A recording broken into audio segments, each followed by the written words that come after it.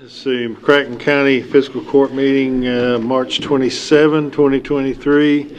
And Madam Clerk, call roll, please. Commissioner Abraham? Present. Commissioner Bartleman? Here. Commissioner Jones? Here. Judge Clymer? Here. And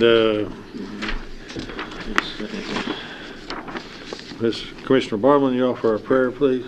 Let us pray. Father, we thank you again for the blessings of this day and for the opportunity we have to serve this county. We just pray you be with us as we make decisions, that they will help make this a better community for all. Father, we're so thankful for all those who volunteer to provide different services for the county, for the Sports Tourist Commission and the emergency services and all the others, the fire departments. We're so thankful for them and for the services they perform at giving their own time for those. Father, we pray for our first responders, give them safety as they perform their duties to keep the community safe. It's in Jesus' name we pray. Amen. Let's stand and join me in the Pledge of Allegiance, please. I pledge allegiance to the flag of the United States of America and to its republic for which it stands, one nation, under God, indivisible, with liberty and justice for all. All right. Here. Motion to approve the consent agenda. Judge, we need to approve. We need to have the request to remove. That's right. That's why it's in big red print right there. Yes, sir. All right. Need to get a motion, please, to remove item C from the consent agenda. We need some more information on that before we do that. So moved. Is there a second? Second. Yeah, all in favor, aye. Aye. Opposed, no. That carries. All right. So we need a motion to approve the consent agenda, less C. So moved. Second. Any discussion? All in favor, aye. Aye. Opposed, no. That carries. Budget transfers. It is ordered that the necessary cash transfers in the amount of $235,000 be made in order to pay county bills and payroll approved March 27th, 2023. So moved. Second. Any discussion? All in favor, aye. Aye. Opposed, no. That carries. Accounts payable. It is ordered to approve the voucher claims register from March 13th, 2023 to March 27th, 2023 to show county bills in the amount of $229,126.13 were paid. So moved. Second. Any discussion? All in favor, aye. Aye. Opposed, no. That carries. Let's see, we have under discussion presentation preliminary McCracken County Jail budget. I think I saw the jailer here.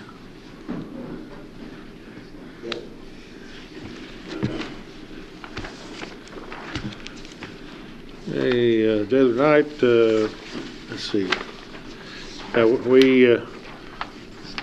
We know that this is a statutory requirement that you present by a certain time, and this is, I think, that time. But so we'll hear whatever you got to say. Yeah, this is largely just our payroll for the deputies has gone up, of course, with our ordinance that we passed, and then the rest of this was figured in based off of projected numbers that Pam does. Is that right, Pam, for next year's? The only thing on here that I would like to mention is there's $105,000 for new freezers. We've got to have freezers. We got one person to give up a price, and that was just to give you an idea of where they're at. We called several, and most won't drive out here to do it. Those freezers were built originally with the place. You have to thaw one out while you're using the other one. When that one thaws out, you move all the stuff back and thaw that one out. Okay. All right. Any questions on any of that? Everybody all right? I'm good with it. Okay. All right. Thank you. All right. Then we have a presentation or discussion from Sprocket, annual report. Monica Pelak and got Steve Reed. Steve, you gonna come up too, or what? I'll come visit. Come visit with us. Nice to meet you. It's nice to see you guys in your natural habitat. Yeah. And you're unnatural. pass it around. Actually, maybe I need one too. You got a bunch of them in There we there. go. Yeah. Oh, I do that one. It's bigger than that.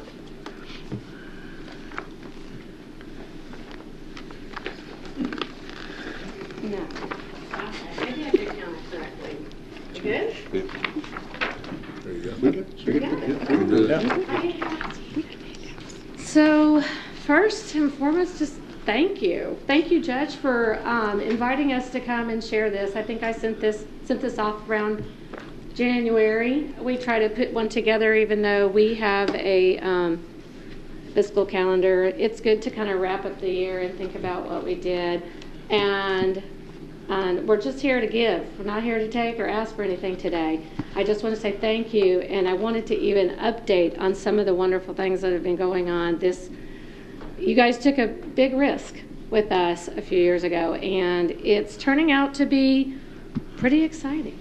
Pretty exciting. So what I want to do is just kind of highlight some of the things that are already on here. You see the jobs reporting, and I want to tell you, we've got, by end of January, so that was really the end of December, right?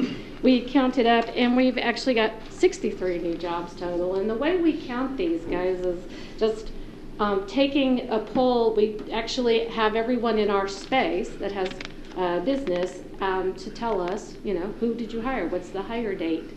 Were they full part-time? Are they a tech job? And so we actually have names of people and the dates they were hired. So it's pretty exciting, and it's really exciting to see some of these small businesses really flourish and to help them and to support them. And so that's been very exciting. 24 of those 63 jobs were tech related, which is also really exciting because that's kind of the sphere we try to work in and try to get assistance. You see the projections on the helped bring under the 2022 successes that helped bring 1.1 million. Well, we're up to 1.75 million, so pretty exciting in just 3 months that went up. And then the 3 million in follow-on investment. So a number of our companies are really ramping up, and they're really getting some good, positive working relationships with the State Venture Fund, which you guys that came to the Hot Flight met Kelby Price from Key Horse Capital. So that's where those investment dollars into small businesses are coming from. So we're really excited. We'd love to see angel investment, local angel investment come alongside that. I think we're starting to see that move, and also very exciting. And then you look at page 2. You just kind of check out some of the companies, and this is eWagers, Feed Coyote, and Hot Flight. And I wanted Steve to kind of answer any questions on Hot Flight and give any updates for that. So if you have anything from when we met, I don't know, a month ago, he'd be happy to share anything on there. Yeah. You flying them yet, or what? The 10-foot version's about ready, but it won't hold either you or me. So, but things are moving along with there are 3 versions. The 10-foot version is being built now, and we'll go into manufacturing soon. I've discussed it with a number of you guys, you commissioners. And the 20-foot version, we're in a finalist in a DARPA contract to build that for the U.S. military and for the Department of Defense, which is exciting. And then locally, we're looking forward to starting the commercial division, which will be for a version that holds up to 4 passengers, and using the technology developed while we created the military versions. And we're kicking off a Series A capital raise in April to help fund that. In the meantime, we're working with airport as well as with you all and the city on the renovation of the hangar space that you all have made available to us, which is great. And met with a contractor last week, and have some new numbers, and we're looking forward to pursuing that.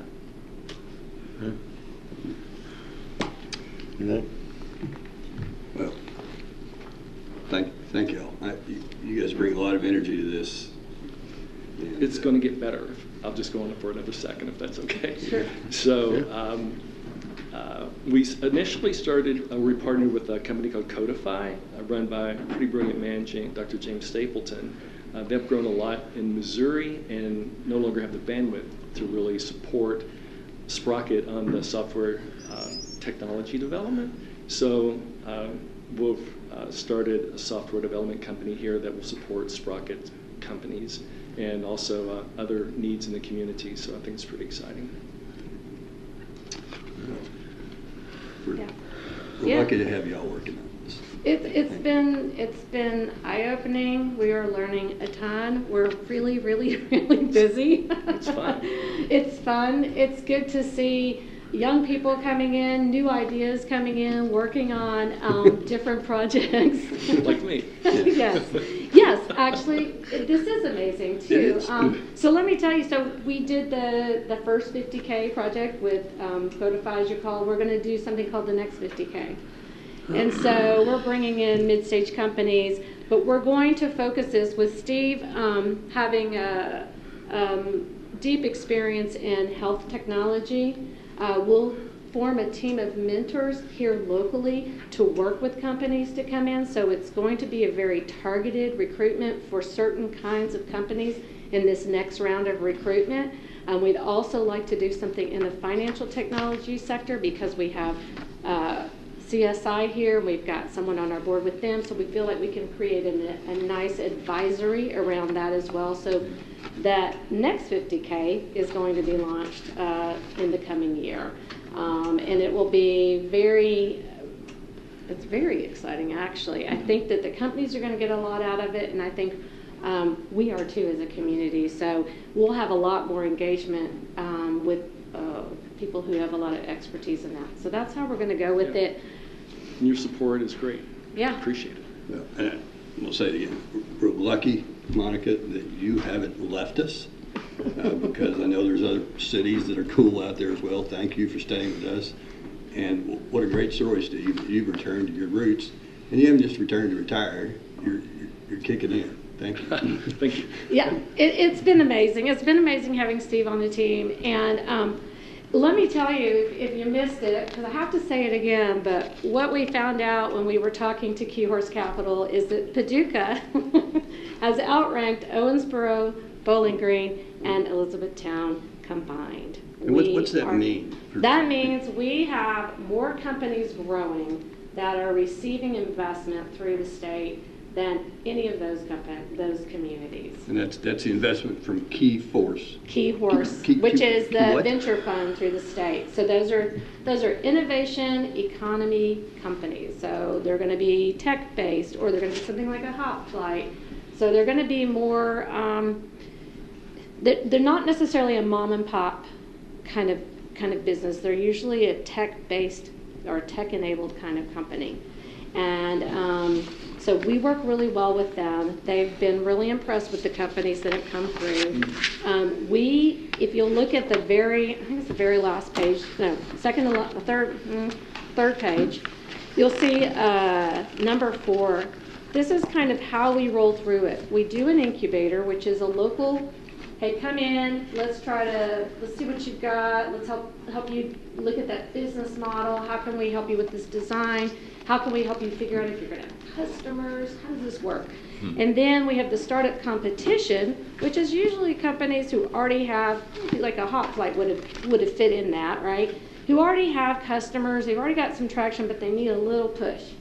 And so we'll help them scale that. And then we do ongoing business coaching with anybody in our space. And what we hope to do is then create this angel fund where local people can invest in those companies as well. So it really puts it into the hands of local folks. And then we have equity investments that's through Key Horse, that's the state. Key Horse. And they'll invest in companies. And they've been amazing partners. We have an incredible relationship with them. And so, anyway, it's going great. We're rocking it. So the 50,000 or the 50K program, that so far recruited 7 to the region since we've started it. Yeah. Are you What's the plan for the 50K? No, we've only recruited 5. Oh, recruited 5. For 50K. Okay. Yep. All right. What's the plan for 50K moving forward? So that will be the next 50K. Okay. And we're going to focus it on financial technology and health technology. And the reason we're going to do that is because we have people like Steve and others who have already either built and sold companies or have deep technology experience and corporate experience that can help advise on those companies so that we can actually help them scale a lot better. We have more people with subject matter experts, I guess. Commissioner Jones, are you asking where will that money come from? Well, I'm asking how much. So we're going to do 3? So. Oh, this year? Yeah, we'd like to do 3. Okay. Thank you. So, and we don't have funding yet for the 3, but That's correct. That's a later conversation, probably. Correct. Okay. That wasn't today, right? All right. I'm ready to vote for it today, but yeah. Well, let me know if you have any questions. We're always available and come by. We can talk and chat on any of these things, but it's been a great year. It's been a busy year, but we're really excited for the community. I think great things are happening. Yeah. Well, collectively, as we move this community forward, I mean, you guys, that's a heck of a tool to have in the box, you guys. And it takes that. It takes that. So I applaud your effort. Thank you. If you haven't visited recently, come by and see us, okay? It's on my to-do list. Good deal. All right. Great.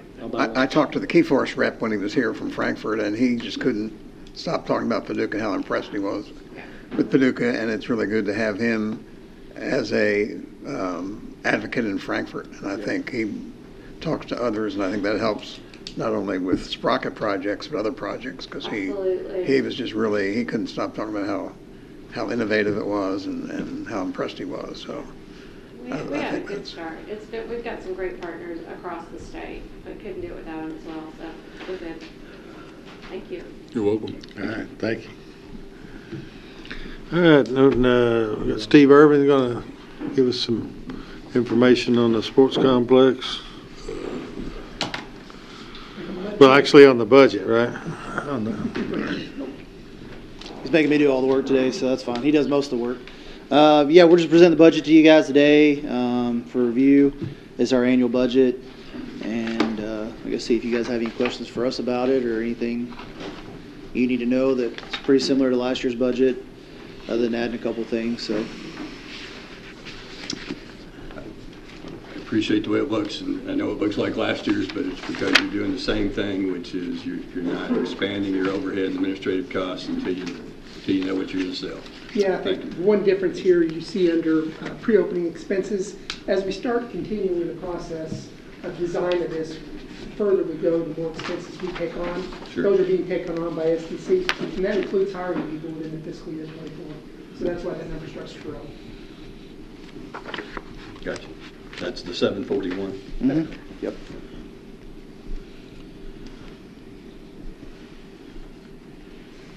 Anything else? Any questions, comments? that's good. Good. All right. All right. Thank you, guys. Thank you. We got Sheriff Ryan Norman here. What do you say, Sheriff? Good evening. Sure. Evening. All right. All right. Well, I struggled with trying to determine if I should give you everything we do or just narrow it down to a little bit because I don't want to bore anybody. But I felt like it was important to at least give the main points that the sheriff's office does, let you all know what the deputies are out there doing day in and day out. In Kentucky, the Kentucky Legislative Research Commission has stated sheriff's offices have 4 different functions: tax collection, election duties, services to the courts, and law enforcement. In some counties in Kentucky, they mainly focus on tax collection and service to the courts, and their law enforcement isn't quite as robust. Ours is full-service law enforcement, 24/7, as you know. So tax collection during the last year, the Sheriff's Office collected approximately $46 million of your tax money. As you probably also know, the Sheriff's Office doesn't set the tax rate, nor does the Sheriff's Office evaluate the property. The MCSO is merely a collector of taxes that other government organizations set, like the school board, Purchase Health District, and those type of entities. The tax money is then distributed to 14 different taxing districts within McCracken County. And of the money collected from each taxing district, the Sheriff's Office receives a small commission based on the percentage, and a commission that is set by each district, and some are approved by the fiscal court. In a typical year, we collect $2.1 million in fees alone, and a large majority of the sheriff's offices operate merely on those fees. I believe that we're lucky in the regard that we fee pool. We transfer that money to the county, and then the county sets a budget every year. I would like to note that for the past 11 years, our chief financial officer, with help from 4 full-time and 3 part-time clerks who are very dedicated, they've directed us to a zero balance. So I think that's pretty good. $46 million coming in a hectic few months and coming up with a zero balance. For the election duties, the sheriff, me, is the member of the County Board of Elections, and one of those things is to help certify the elections, help certify the voting machines. We're also tasked with the service to the courts, and I put some graphs in there so you can kind of visually see some of the things that we do. But the main thing that most people probably see in service to the courts is that we're in charge of security in the McCracken County Courthouse, as well as all the courtrooms within it and outside the courthouse. That's a pretty large division within the sheriff's office, and it contains both sworn deputies and sworn court security officers who are both full and part-time. Not only do they provide security within the courthouse and outside, but they also perform the majority of vehicle inspections, which is required by Kentucky law prior to having a vehicle registered in the Commonwealth. In 2022, and I have some graphs for this, our courthouse security performed 4,383 vehicle inspections and welcomed 183,599 people through the doors of the courthouse. While doing that, they also provided security inside the courtrooms and transported 5,773 inmates from the jail to the courthouse. You have 15,000 visitors a month? Approximately, yes, sir. Yeah, it goes up, and I think you can see it on that graph. It goes up November when we collect taxes. That's a pretty heavy month. And one thing on that graph that would like to point out too is the weapons that are located by court security. It's a pretty substantial amount of weapons that most people probably don't see. Every once in a while a gun, mainly knives, but sometimes they do find guns that people are trying to bring into the courthouse. I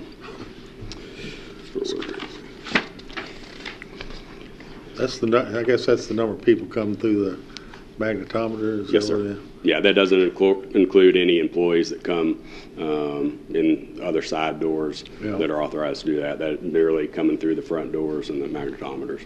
Yeah, both. We got to come through. The magnetometer is what's counting. That's the number, yes. I guess. Yes. Yeah. Another duty that is included in court services is that we serve the majority of the court papers within McCracken County, which is typically called process service. Last year we served 2,162 papers. Majority of those are served by a part-time civil process server. Some are served by deputies. I believe we're lucky and unique in that the civil process server is a position that pays for itself. Some years ago, the fiscal court allowed us to hire a part-time civil process server, and the fees collected from that pay for his position and then some, so it works out pretty well for the county. And the civil papers that we serve range from subpoenas to emergency custody orders to evictions. And we gratefully do not have to do this much, but if there is a civil dispute, some sheriff's offices, and if we are tasked with it here, we would have to do it, has to seize property and then sell it in auctions to recoup those fees for a lien holder. Another duty that we do that falls in the service of the courts is the transportation of prisoners. I've got several graphs and maps for that you can look at. It takes quite a bit of time. We have 2 full-time transport deputies. They travel across the Commonwealth as well as across the country to transport prisoners back to the courts here. Deputies and court security officers also assist on some transports because those two transport deputies can become very busy. In 2022, our 2 transport deputies alone drove 120,000 miles to transport prisoners. They also made 4 flights to transport 4 prisoners back to Kentucky. Deputies traveled to 37 of the 120 counties in Kentucky and 14 of the 50 states. We also utilized a private transport company to transport, I believe, 2 prisoners that we were unable to get due to scheduling and other constraints. And we do a cost analysis on that too. It would cost more to send deputies than it does for the company. Does the state reimburse you any of those costs for transport? Typically, we submit to be reimbursed, and it eventually gets back to us most of the time. So how's your vehicles holding up, man? I mean, that's a lot of miles. It is a lot of miles. What we have started to try to do is the transport vehicles. After a year or 2, we will move them to detectives where they get driven less because we put quite a few transport vehicle pretty quick. I think one transport deputy drove right at 90,000 miles in 1 year. I think might have been 13 months. So it's a lot of miles. It's a lot of oil changes. Well, no wonder. We also routinely transport individuals to Western State Hospital in Hopkinsville, and now with recent changes, we have to transport any female juvenile detainees to Campbell County. So we're still trying to work around that. That was kind of a new thing in December. Luckily, we haven't had to do that much, but that does add time to either a deputy or a transport deputy. Are you having to pick them up and bring them back to court, or are they doing some of those court proceedings by video conference? There's a push to do it by video. Luckily, we haven't had to do a whole lot of back and forth. There's been a little bit of pushback. They're trying to do a statewide. Honestly, they just rushed the order out, and now they're going back and trying to get the fine details. Because conceivably, you could take somebody up there on a Monday afternoon and have to go pick them up on Wednesday to bring them back for a... Yes, sir. Yeah, we could with the juveniles. We, knock on wood, we don't detain too many female juveniles, so it hasn't been too much of an issue. The last I heard was the state was going to try to stand up a transportation unit so that we would go back to taking them to our regional JVD, and the state would transfer them to Campbell County or to another facility for males, because they're reclassifying the males as well. They're not going to keep the violent with the lesser violent in the same institutions. If there would be a female arrested at 6 o'clock this afternoon, do you have to take them immediately to Campbellsville? To Campbell County, yes. Campbell County, I mean. Yes, sir. So there's no interim place you keep them for one night? No, sir. You'd have to call somebody out at... Yeah, if we don't have the road coverage by sending, well, we have to send 2. It has to be a female, and then it could be 2 females or a female and a male. We would have to ask somebody to come out for overtime. And does the state reimburse those costs, or do you know yet? Don't know yet. If they are on a county level before a sentencing, I don't think that would happen. So one of the details that's going to have to be ironed out. And y'all could probably have a hand in that when it comes to reimbursement. So, you'd think. But have a voice, at least. We always thought that too. Yeah, right. Have a voice. But you can kind of see on the maps just where our transport deputies have gone. Obviously, if you look at two of the graphs on here, we go to Fulton County more than any other county, but we have the estimated miles. We've gone to each of those counties as well as the estimated man hours on there too. So when you get bored, you can look at that later if you'd like. The most visible aspect of law enforcement or of the sheriff's office you probably see is the law enforcement side. We have a patrol division and detective division. We provide full service 24/7 law enforcement response to McCracken County. In 2022, deputies responded to almost 32,000 calls for service. We investigate everything within our jurisdiction, from traffic collisions to thefts to sexual assaults to murders. Occasionally, detectives or deputies we seek outside technical assistance from other agencies, but ultimately, all the cases reside with either a deputy or a detective. We also have inside our investigations division, we have general investigations and a drug division. Our patrol division consists of 26 deputies, spread over 3 shifts to get the 24/7 coverage. They're tasked with being the initial first responders to almost all calls for service and for patrolling the 268 square miles of McCracken County. Our detective division is comprised of 5 general detectives and 3 drug detectives. Detectives assigned to general investigations investigate the majority of the felonies and misdemeanors that are complex or require more time than a patrol deputy can devote to the case. Detectives assigned to the drug division investigate mainly drug trafficking cases, but routinely assist on any major incident that we have. They also frequently investigate crimes related to illegal drug trafficking as well as in human trafficking or crimes involving firearms.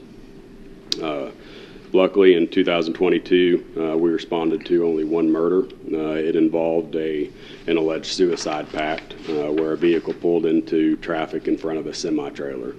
Unfortunately, already this year, deputies and detectives responded to the active shooter incident where there was one victim that died at the hotel at Exit 11. I included in here some graphs as far as our crimes. They're categorized by the UCR code, Uniform Crime Reporting. And if you want to look at that, it's color-coded. By and large, thefts and drug offenses are our highest. So, increase from 2021, pretty significant. On which one, sir? 29% increase in arrests from 2021. Yes, sir. But if we were to compare it back to 2019, I don't know as far as arrest numbers. I guess I'm asking during COVID, did they go down? And The calls and activity went down in 2020 for COVID. A lot of the arrests are self-initiated activity, of course. So self-initiated activity dropped dramatically in 2020 and it's slowly picking back up. And honestly, I think a lot of people are still not getting out quite like they did before 2020. But we have the general numbers as far as calls or crimes haven't fluctuated a whole lot in the past 2 years, but our total citations and arrests, they've increased quite a bit. And I'll talk about a couple other increases that we've seen that I think are going to keep trending up as well. Collisions, we actually had a 4% decrease in collisions, so we're happy to see that. One of the things that has gone up, and this is there's probably a couple of different reasons. One of them is better reporting, but JC3s, which are reports involving abuse and neglect, those increased 50% over 2021. And I believe a lot of that is reporting The school reports quite a bit to us now, so we take JC3s on those, and our deputies are doing a really good job of documenting those instances. Crisis intervention, which consists of emotionally disturbed people that we get called to or observe, has increased. The reports only on those have increased 22%, which is a pretty big increase. However, this year alone, we've seen a 25% increase versus the same time period last year. We just went out on a call the other night where a guy was running naked on Clarks River Road. I would consider that an emotionally disturbed person, and a lot of it is probably illegal drug use induced. But we've seen an increase in that, and those calls are taking quite a bit of time. Those are the calls that we go to Lourdes on, and then possibly have to transport somebody to Western State down in Hopkinsville. So those calls can, if they're done right, where we try to get to the root of the problem and get the help that they probably need, those calls are going to take 2-6 hours or longer.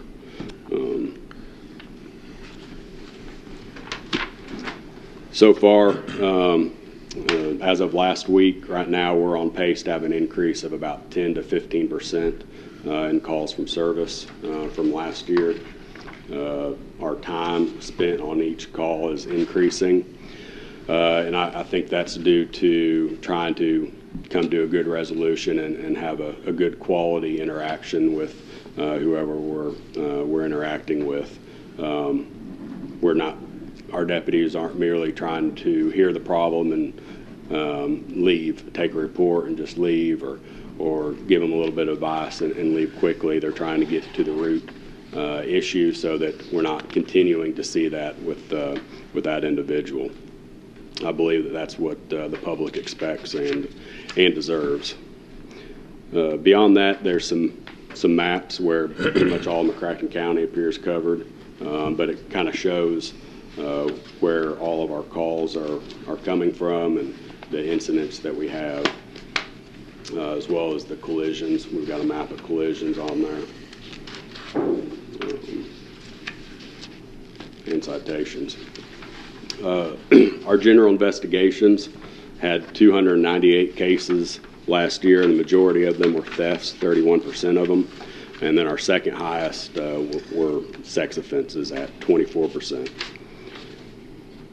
And like I said, our general investigations, they also investigate complex misdemeanors that the patrol deputies just don't have time to handle how they should be handled in a quality way. Did that number go up? Which numbers? The general investigations? No, the number of cases they investigated last year stayed roughly the same. We also, in our drug division, with our 3 detectives there, we have 1 detective that's a DEA task force member. They had investigated 168 drug trafficking cases last year. 113 of them involved a firearm, 31 involved a juvenile. They seized over $150,000 that was believed to be proceeds from illegal drug sales. The approximate value of the drugs they seized was a little over $500,000, and a lot of what they're seeing now is fentanyl pills, and they seized thousands of fentanyl pills last year. And they're seeing an increase in that, and that's what they're really focusing on this year so far, is fentanyl and methamphetamine. Beyond the statutory duties that we have, we also place an emphasis on training. We believe that we have to train at a high level to give the public the service that they deserve and expect. All deputies go through the basic training academy that involves over 800 hours of classwork in about 20 weeks. Once that's complete, they also receive in-house training here at the Sheriff's Office, and every year deputies attend at least 40 hours of approved training to maintain their certification, and then we go beyond that at the Sheriff's Office and train on critical skills every other month. Some of the training is mandated by law, but the majority of it is not. It's just something that we believe that we need to do to serve the community. We also have reserve deputies, which is allowed by Kentucky revised statutes. We have 11 total reserve deputies. 2 are academy certified, 1's a physician, and 2 are paramedics, and they're merely volunteers that want to serve the community. They have a regular 40-hour-a-week job and come out and serve us. They do special details like traffic control. They helped on the tornado responses that we've had in the past couple of years, as well as community events, touch a truck and that sort of thing. At the McCracken County Sheriff's Office, to become a reserve deputy, we require them to have at least 100 hours of training with us before they can be sworn in, and then they train every month beyond that as well on the same skills that the deputies do. And I'm almost done. I want to talk about 4 or 5 things that we do that we believe benefits the community. Hopefully you've heard of Badges of Hope that we started in 2018.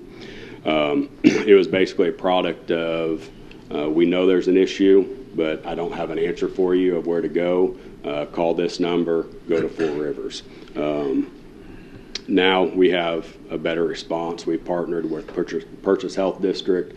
We partnered with Turning Point and several other agencies or entities within this area. If somebody comes to us or calls us and says they have a substance abuse disorder, we will take them to a treatment facility as long as they don't have a warrant.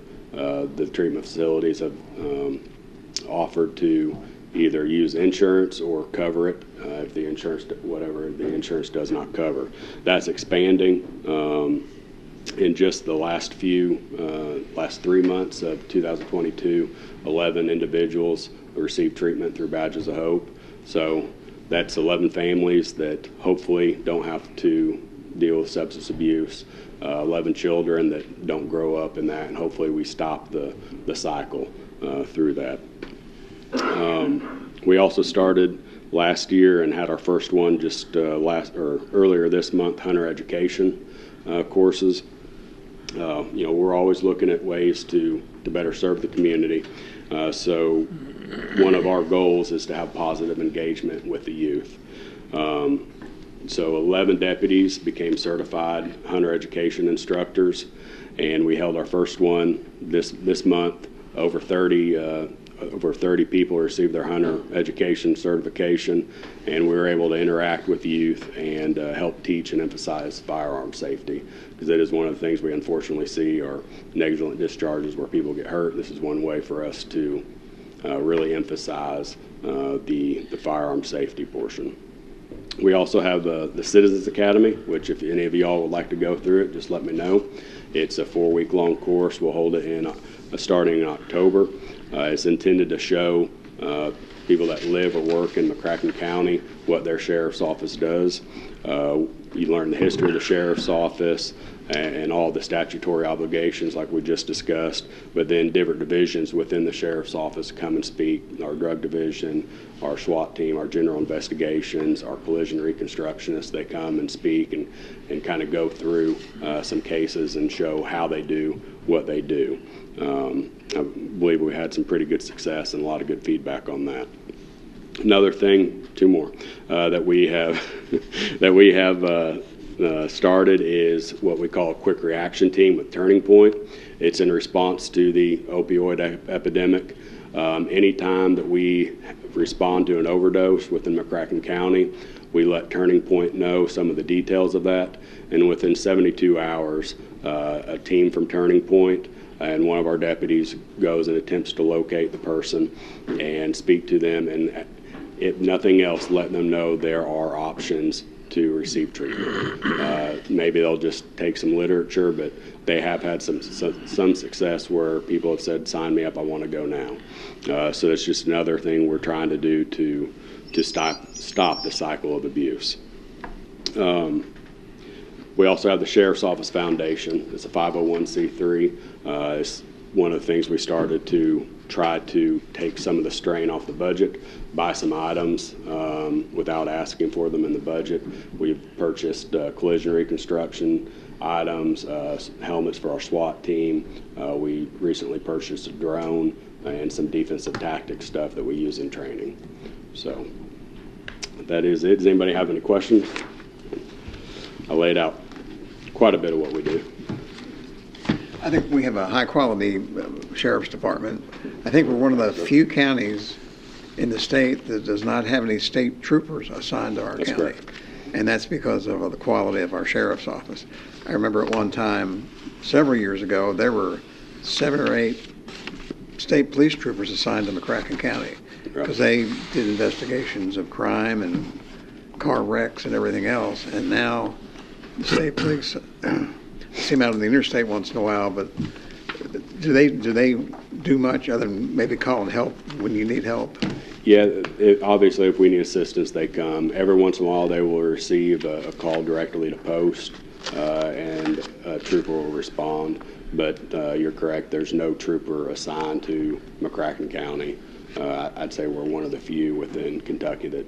So we're probably paying a lot of money in taxes to support the state police in McCracken County, but we're not getting any services for them because we're paying for that ourselves, because you all do such a great job. Well, thank you, sir. We're going to continue it. And if anybody would like to do a ride-along, just let me know. You can get out there, and you don't have to hear me talk. You can actually see what the deputies go through every day. Anything else? All right. Appreciate you. Thank y'all. Thank you. See, we've got our county attorney, Kate Foster, here.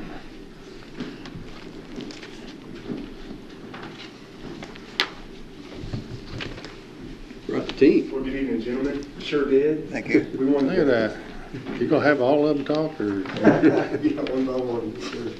Hope you brought your dinner with you. Thank you, sir. Well, good evening, you all. Thank you for this opportunity to share with you about who our office is and what we do. Sheriff Norman's a tough act to follow. We're privileged to work with him and his agency on a daily basis. Much of this will be familiar to you all. You've been in this role quite a while, so I'll try not to spend too much time on the basics and to be brief. Our office, the McCracken County Attorney's Office, is a team of 20 people, several of whom are here tonight. If you would, please stand. Fiscal Court staff, Fiscal Court, thank you all, appreciate it. We want to collectively say thank you, Fiscal Court. People know that you all fund our roads, our emergency personnel, but they don't often think of you all helping our office to be set up for success. Your difficult decisions over the past few years to ensure our county is funded and able to serve our citizens is very much appreciated. Also, I'd like to thank our previous county attorney, Sam Clymer. He built a great team, and it's been a joy to work with them over the past few months. Before getting into the handouts, I'd like to let you all know what you can expect from our office, and it's summarized in one word: service. For the next 4 years, we will be servants alongside our other county agencies. And if you'll indulge me, I think a story will shed light on this from last week. 2 weeks ago, our Commonwealth attorney brought a father into our office. That father had a son who was struggling with substance abuse, and that might be an understatement. In fact, he had a crisis encounter with our McCracken County SWAT team 2 weeks prior. And fortunately, our SWAT team was able to neutralize the situation. That individual had a dual diagnosis. As you all know, that means mental health and substance abuse disorder. Fortunately, in our Commonwealth, we don't just have to turn the individual out on the streets and say good luck. There's a process called Casey's Law. It's a legal means to compel an individual to substance abuse treatment when they don't recognize their own need to go. And we thought the individual would be a good fit for the program, so we began this process last Tuesday with a hearing in this courtroom. The individual was ordered to be evaluated by 2 health professionals the next day. Wednesday morning went well. That individual went to the first one. The doctor determined, yes, he was struggling from a substance abuse disorder. Yes, he presented a harm to himself and others, and yes, he needed treatment. But after the first appointment, that individual became so unruly, began making threats that the dad couldn't take it. He called our sheriff's department. Our office consulted with the sheriff, and we determined that a trip to a local hospital and then perhaps a regional mental hospital in Hopkinsville was in order. Wednesday night, the individual was taken by our sheriff's office to one of our local hospitals. They were examined, but to our surprise, they were released. Thank God, Thursday morning, the individual found his way to the courthouse. Our bailiffs quickly recognized the individual and alerted our office, and we all jumped into action. We requested an emergency hearing before our district judge, and we didn't have to ask twice. Things seem to be going good now, right? Well, during this 15-minute window, the individual left the courthouse. The dad said, "Forget about it. I'm throwing in the towel. He's on his own." But our bailiffs didn't give up. They set up a perimeter patrol and found the individual within half a mile of the courthouse. We didn't have a legal hold, so they were able to convince him to come willingly to the courthouse. Our office contacted a local treatment facility and ensured he had a bed available.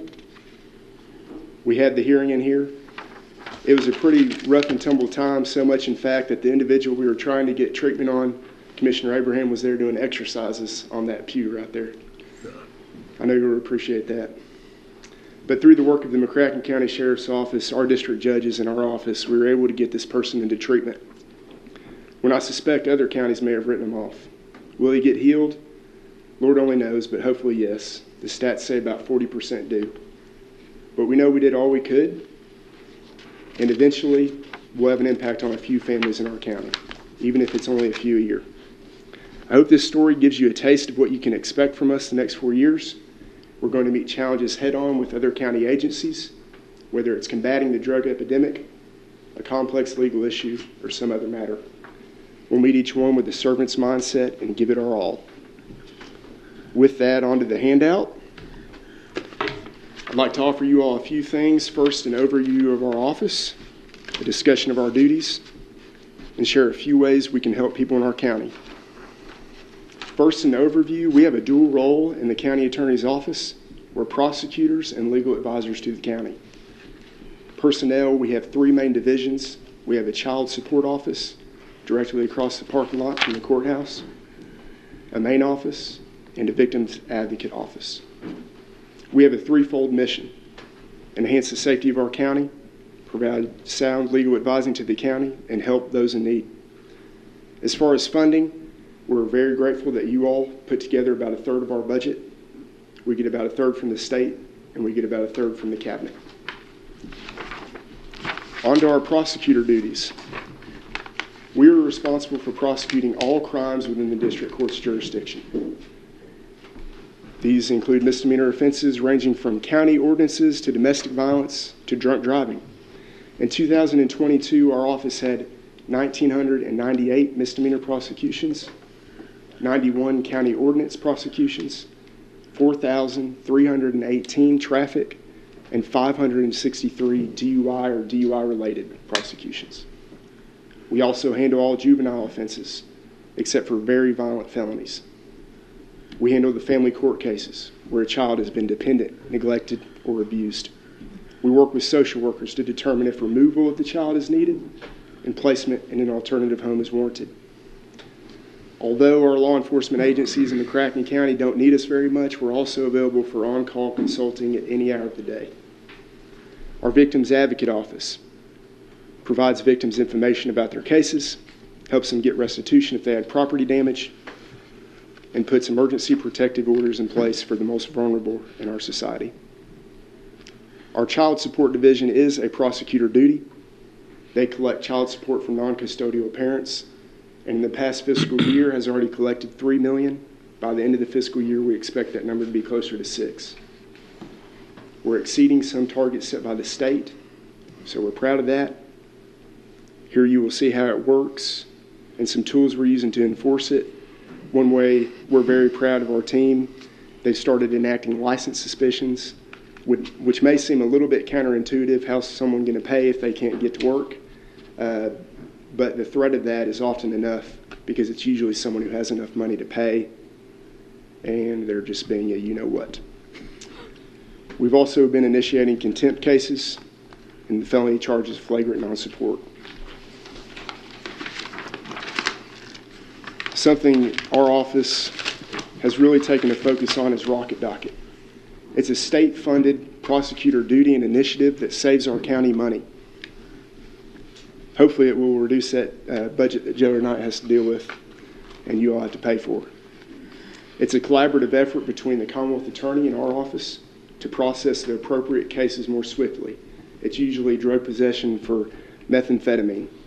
In McCracken County, we average about 10 to 15 cases per week, and it results in fiscal savings to the county in several ways. First, it's less overtime for McCracken County Sheriff's Office.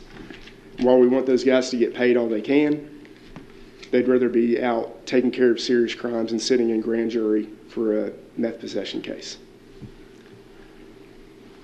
In bigger savings, we save the jail money. It usually speeds up a case by 1 to 2 months. We tried to put pen to paper and come to a number, but we just couldn't in the time we had. But if it speeds up the average case 1 to 2 months, that individual is going to be put on the state inmate cost a lot quicker and reduce our county budget. Indirect savings to our county. It incentivizes these individuals to enter treatment, hopefully resulting in recovery, enabling that person to care for their families and become employable again for our McCracken County businesses. You can see a few other benefits there on page 3, and then we'll go on to page 4 here. One of the other duties that we're very glad to have is to provide legal services to the county and county officers. We've recently provided services to nearly every county agency. We've got some great minds in our county. You all know this, but I think having a second person to bounce it off of, the second office, has really been a service, and we're glad to provide it. We've helped on matters ranging from statutory interpretation, open records request, contract review, and drafting. We also help collect delinquent tax bills, and it's not up with the Sheriff Department number of 40 million, but we helped collect over $1 million, close to $1 million last year, and we hope that that's more this year. We send notification letters to delinquent taxpayers, and we also do payment plans, and that's a win-win because it helps taxpayers avoid foreclosure, and it makes the county more likely to receive payment. On to how we help those in need. This is something we take great pride in. We get to do several things to help petitioners with loved ones in their lives who are unable to take care of themselves. First, we do guardianships. If you have a loved one who's aging or a young family member who's about to reach the age of 18 and you lose your decision-making authority over that individual and they're no longer able to care for themselves, you can become a guardian and you get to make decisions for them. It's a great responsibility, but it's a great way to help people. We meet with these petitioners. We don't turn anyone away, and we plan the best option for them. If they're struggling from a drug addiction, we use the process called Casey's Law we previously discussed. What's so great about Casey's Law is it's court-ordered to attend substance abuse treatment. If they don't attend, they're in civil contempt, not criminal, so it won't go on their record. They'll be held in our McCracken County Jail until they decide attending treatment is the right thing to do. We usually do about 5 to 15 of those per year. Lastly, one way we help those less fortunate individuals in our community is mental health warrants. We review them to determine if someone's seriously mentally ill, presenting a risk of harm to themselves or others, and hospitalization is the least restrictive means necessary. We do about 50 of those a year. Lastly, we've got a few initiatives we're excited to tell you all about.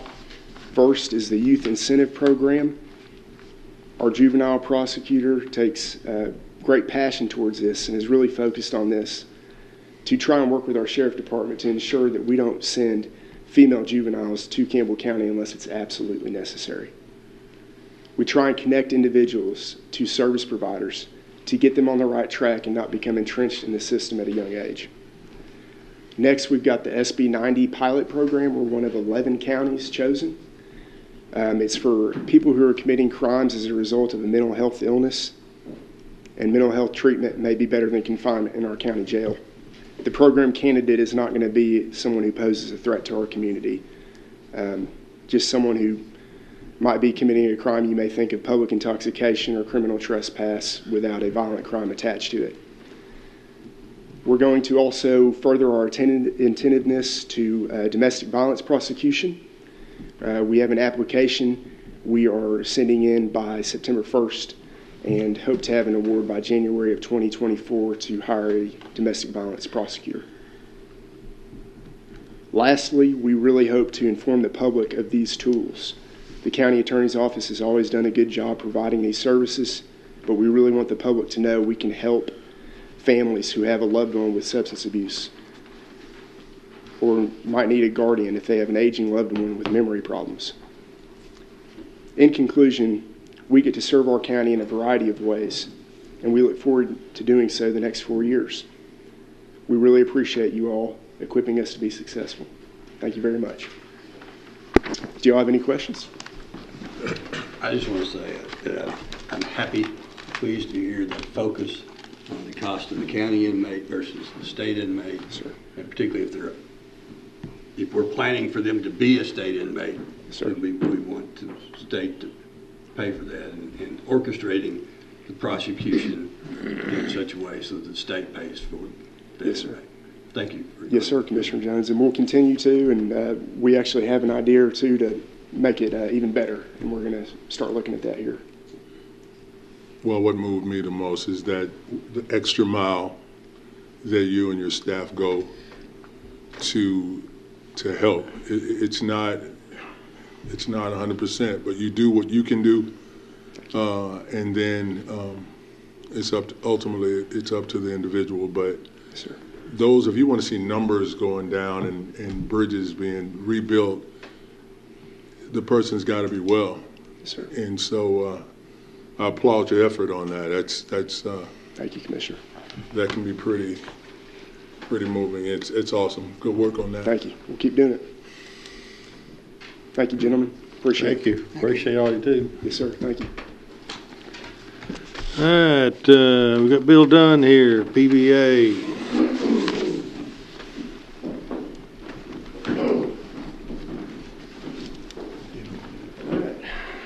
Good evening, everyone. Thank you for having me. So I got a few bullet points here I'll go over. Most of it's generic, basic information about the PVA office. Then at the end, if you have any questions during this, feel free to stop me and I'll answer the questions as best I can. So we're a state office. We state office with a county jurisdiction the way it goes. We're state employees funded by the state. We get about $176,000 from you guys every year, and we get another $50,000 from the city. And including me, we have 9 full-time employees and 6 part-time employees for a total of 15. When I started in the PVA office in 2018, we had 8 full-time staff, including me. So me plus 7. Out of that 7, we had 2 full-time inspectors, and after about a year at the PVA office, it was pretty obvious that there's no way 2 full-time inspectors can inspect 34,000 properties in every 4 years. There's no way it can be done. So that's why I hired nearly doubled our staff. Most of that 15 people is inspectors. So our overall responsibility is to ensure the property tax system is fair and equal. That's our top goal. And we do our best, although sometimes it seems like it's an impossibility with everything that we have to do. We're required to inspect every property in the county every 4 years. We do that, as I said, with the inspectors that we have, and we do that with the aerials. As I stated, the 2 guys that we had when I got started, they would inspect 5, maybe 10 properties a day, and they do that by driving out to the property, inspecting it, and updating the software, taking pictures, and that was it. It drove me bananas that every day they come in, and I asked them, how many did you do today? 5. 6. We got to inspect 34,000 in 4 years, and you're doing 5 a day? That's not working. So that's the reason why we started using the aerials more often, and I increased the aerial. Well, I created an aerial team, so that's how we're getting through the county at the rate we are now. As it stands right now, we're 95% through the county. So 4 years later, we've got about 1,100 properties left to inspect in the county. We have a 2-phase inspection system. So my aerial team, they review the aerial photographs and they update the property database as much as they can. Anything that they are not confident that they have all the information on, they will mark it for a further inspection. So we have 1,100 on phase 1 left to do in the county. That's in Reedland. And then we have about another 1,200 to inspect personally or that need additional information also in Reedland. We've done the rest of the county. In Reedland, there's about 6,000 properties total. Reedland and Farley are the largest tax district besides the city in the county. So we create multiple tax rolls for taxation. We create or manage the vehicles, boats, campers, RVs, things like that, trailers, and those are used by the city and the county for the creation of the tax rolls or the tax bills. So the county is required to use our tax rolls for the creation of the tax bills. The city, however, opts or chooses to use our real estate property tax roll. They don't have to. A little bit of trivia. Many years ago, they had their own tax assessor. If they started using their own tax assessor again, we wouldn't get that $50,000 from them anymore, even though we'd still be obligated to inspect the city. We maintain the homestead exemption for the residents of McCracken County. The homestead exemption is anyone who's 65 or older or totally disabled. They receive a reduction on their assessment, which gives them a discount of about $450 or more on their tax bill. We receive permits from the city and the county for a variety of purposes, either new construction or raises or renovations, additions, things like that. And after they finish their work, we adjust their assessment accordingly. Most of the traffic that we have in the PVA office is typically for vehicle exonerations, and it's a terrible system, in my opinion, by where if you buy or sell or trade a vehicle from another state, let me back up.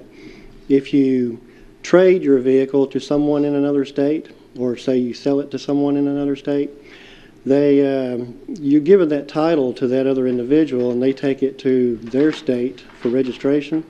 That title usually doesn't come back to McCracken County or Kentucky in general in a timely manner. So they're going to get a tax bill, most likely, in a year for a vehicle they traded off previous year or 2 years ago. And somebody really needs to develop a system for fixing that problem, if you ask me. But so anyway, Don't sell your used car out of state, is what you're saying. Yeah. Yep. Check. Yep. So they come into our office. Sometimes we need documentation. Also, another scenario along that line is if they have moved out of state, they'll still get a tax bill because we didn't know they moved out of state. So they come into the office, provide some documentation. We have to have this form filled out for every time we make a change like this in our database. And we have to keep those for several years.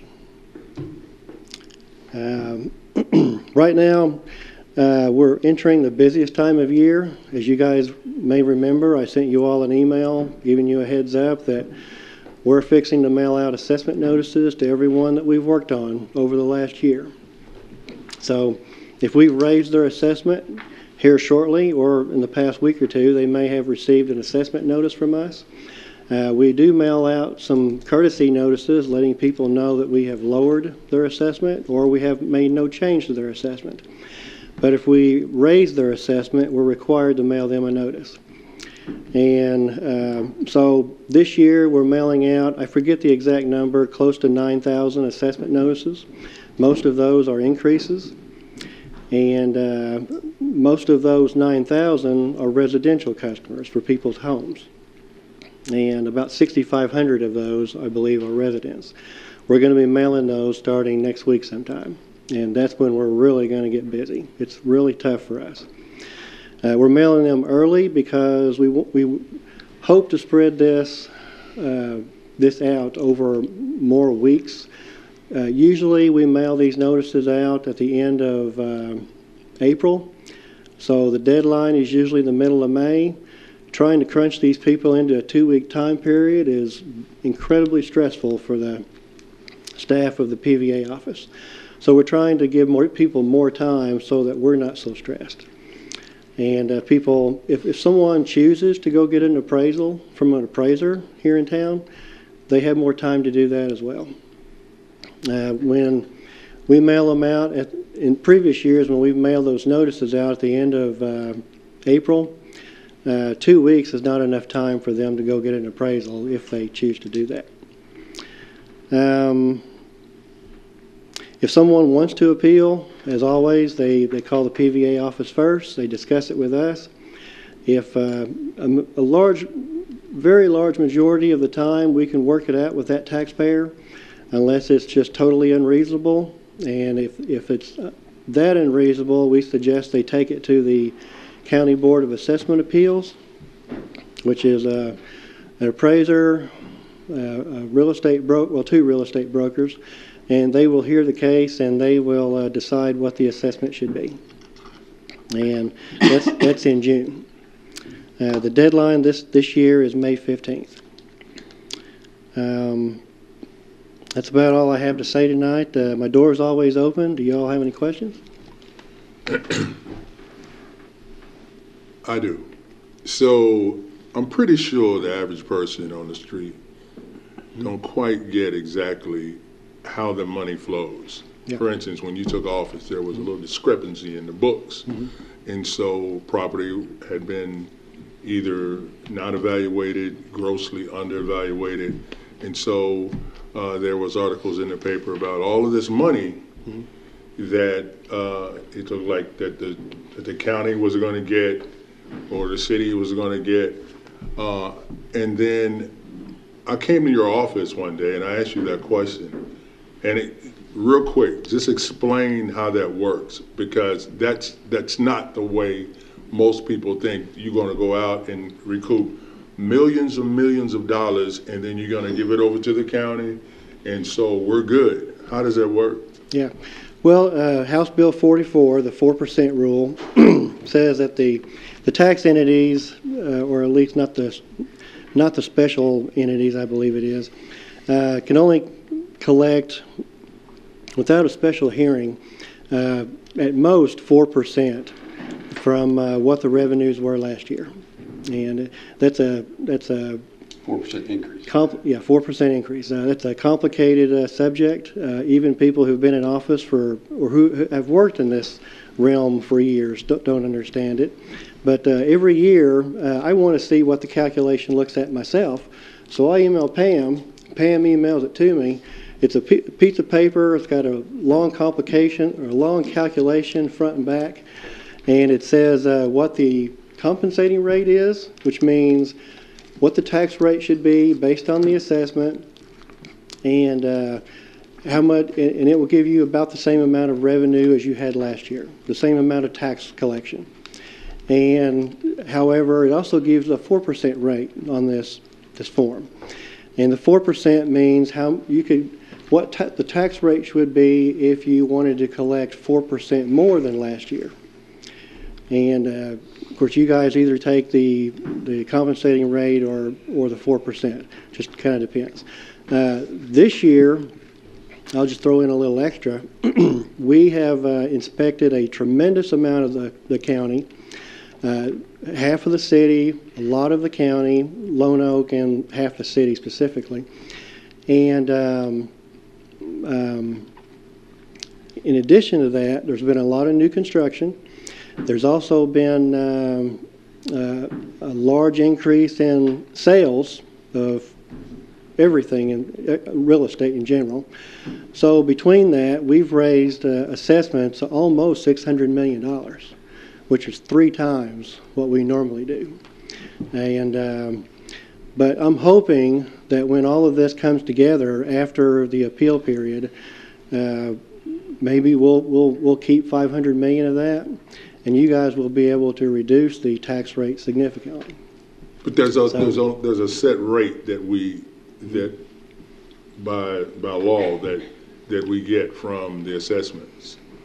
You said 4%? Well, yeah, the 4%. Generally, Steve might be able to talk about this as well, but one of the things that the way I tell people when they're in my office is when assessments go up, tax rates come down. They work like that. So if, let's say, your neighbor's taxes go up, well, theoretically, your taxes would come down. It doesn't always work like that, but it kind of depends on the scenario. But does that make sense? That help at all? Kinda. I mean, in theory, before you start, if a person's house was worth $100,000 5 years ago before Bill Dunn, and it's still worth $100,000, their taxes have probably gone down. Right. Because everyone else's assessments have been readjusted. That's right. One of the main things that we do is we just keep up with property values. That's our job on the real estate side. In the current market, everything's gone up, and we have to reassess your property to determine. We're supposed to keep your assessment within 5 or 10% of what you could actually sell it for. So but we can't do that every single year. We reanalyze about a quarter of the county every year. It's a tremendous amount of work. So during this appeal time, it sounds like you get a lot more visitors. Oh yeah, absolutely, absolutely. We'll have people waiting in the chairs in the lobby. Sometimes we don't have enough chairs. Do you have security there at that time? Or no. Has that ever been an issue? No, but no. I could say more about that, but I don't.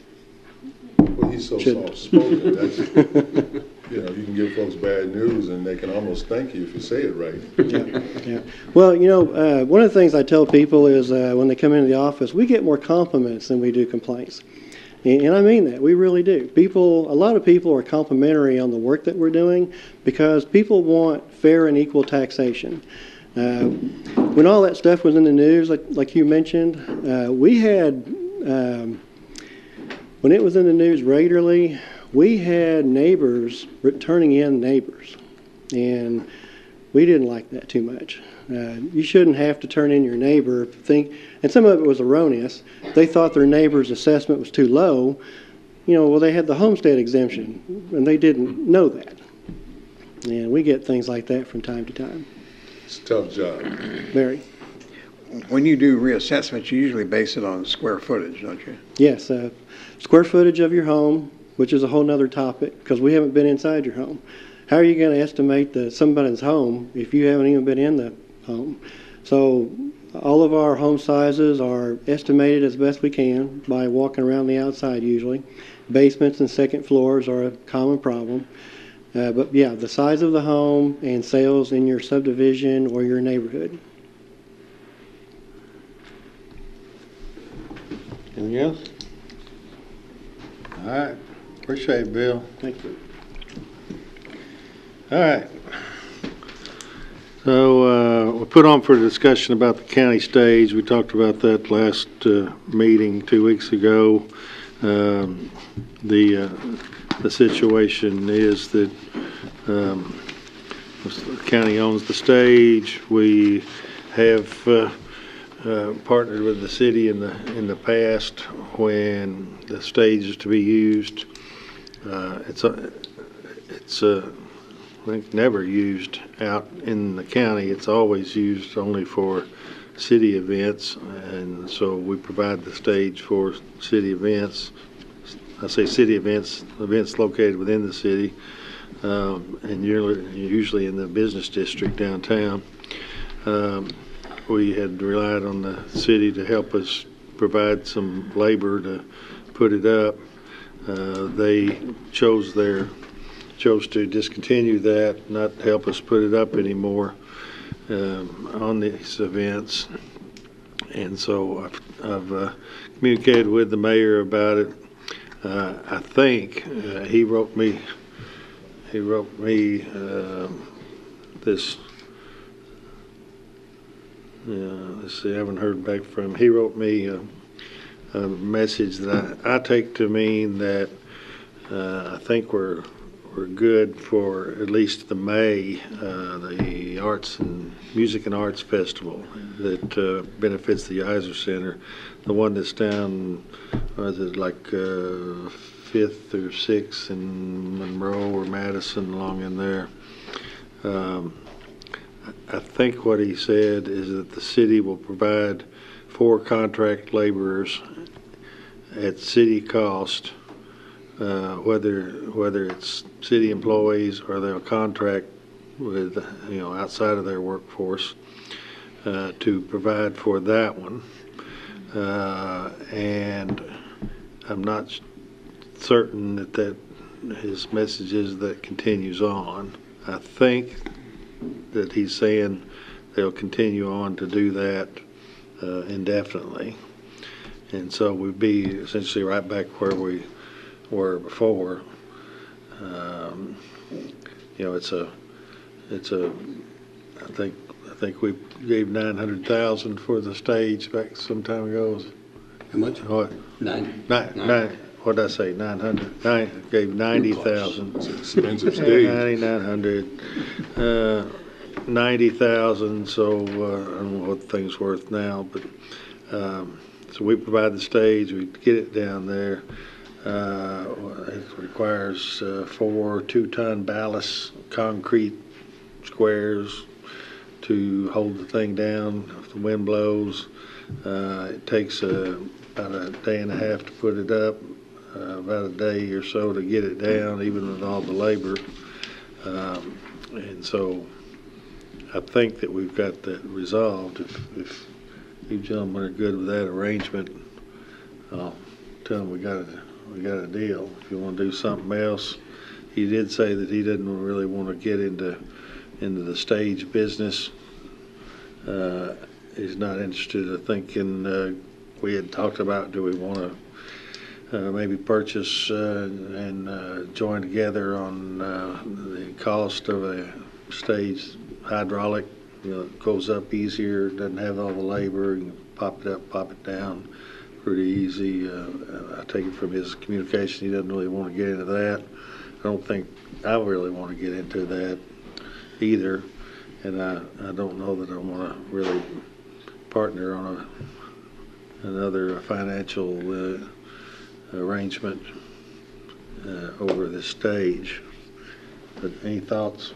Think we're good? Think we need to do more? I was on the fiscal court when we purchased that stage. We had a stage that Eddie broke. Now, there was an event that, not really, I mean, I was joking. But we had a stage that needed to be replaced. And when the county purchased the stage, the city had agreed, at least verbally, that they would help put it up because they had the staff and we didn't. So we bought the staff, we bought the stage, and they were going to help.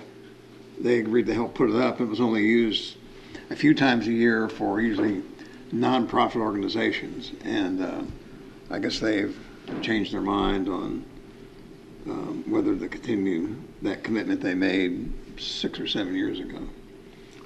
I think this is a classic example of how commissions change. Folks are elected.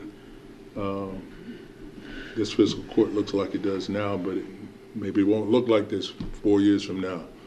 That's why I don't want to get ahead of myself, but when you wrote the resolution about the annexation, so far it's been, the whole time I served over on the city, We never did anything forcefully. It was all voluntary. But in the spirit of what you wrote, I get it. People, you get different people in with different ideas about things. So I think just listening to what the judge said, it sounds like more of the city's taking an approach that, you know, putting that stage up and taking it down, you know, it's not easy, and you got to know what you're doing when you do it. So maybe that's why they contract out, but we should be able to work through it. Well, if I've stated his position correctly and I can find out, I asked him, I said, so are you saying you'll provide for laborers, whether it's inner city, whether it's within the city staff or outside at city cost, then you're good with helping us put it up. I think we can just continue on. And I think that's what he said. If that's what he said, are we good with that? We got it done. What do you think? I think it's cool. Everybody good with that? I'm good with it. All right. All right. If it's something else, well, we'll pull this mule out again and see what we can do. All right. Let's see. And then we have annexation legislation on for discussion. I have not, I tell you, I have been kind of pounded on lots of other things in the last few days, well, even over the weekend. I have not, has the governor addressed, has he vetoed or? I checked this morning, he has not, neither vetoed nor has he signed. Okay.